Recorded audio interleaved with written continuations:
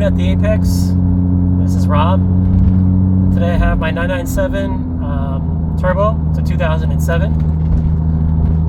I've owned the car for about 4 years.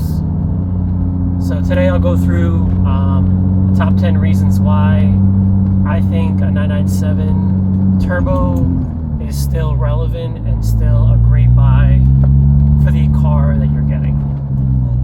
The first reason, which I think is the most important for a lot of people, is reliability. Reliability is huge. These cars are really, really reliable.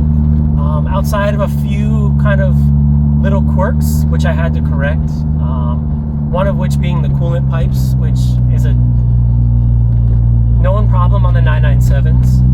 Unfortunately, it's kind of a weak point. The factory, basically what they do is they glue in the coolant pipes into the car. So what ends up happening is the glue ends up coming apart and the coolant pipes end up leaking. So aside from that, the car has been really, really reliable. I've had it for 4 years. I've put close to 45,000 miles on the car. And aside from a few small problems, no major issues. The number 9 reason I would have to say is it's all-wheel drive. Again, that kind of plays into the first one, the reliability aspect of it. But this car could be a daily driver. I specifically chose the 997.1. This car actually has the Mezger engine, which is a highly sought after engine within the 911 community. This engine was designed by Mezger, who has a long history with Porsche building race engines. So this engine is the last, this model 911 is the last of the Mezger engines. The 997 has a timeless design. One thing that I really loved about the classic 911s was the classic scoops over the headlights. And this car has the look of the classic Porsches. Surprisingly, the 911 turbos get great fuel economy when you're driving them pretty regularly. Obviously, if you mash the gas and the turbo starts spooling and you start going faster and racing and all that stuff, it does not get great fuel economy, especially this one. I have bigger upgraded injectors, so the gas gets sucked down pretty quickly. But I think I still get 25 highway miles, which is amazing for a car that has roughly 650 horsepower.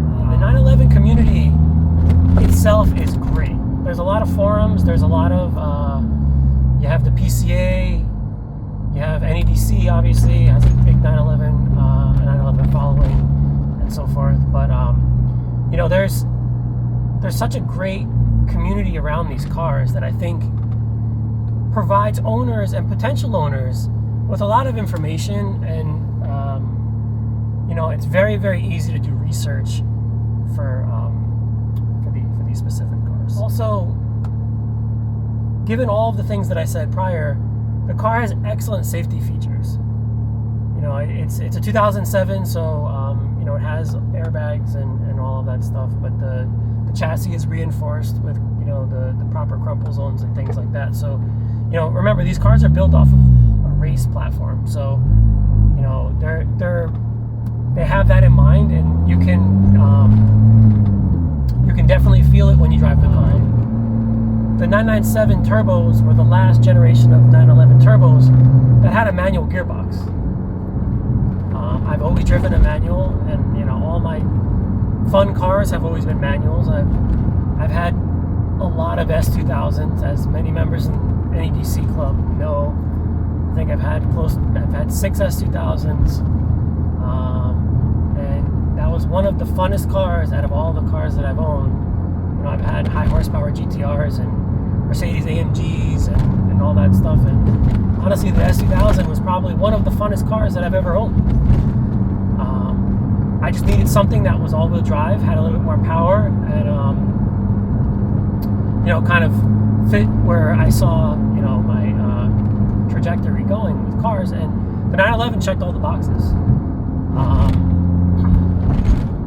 Its drivability is very, very, very, very similar to an S2000, which was very, very appealing to me. The gearbox, although it's not as great as an S2000, I know I'll probably get killed in the comments for saying that. The S2000 gearbox shifter is mounted directly into the transmission, so it's very, very, very engaging. So this car has a very close driving experience to that. The steering is very tight like an S2000. Transmission feels very similar, although this is cable driven. It's not direct driven like the S2000. You still get that feeling of you're very, very well connected to the car and connected to the road.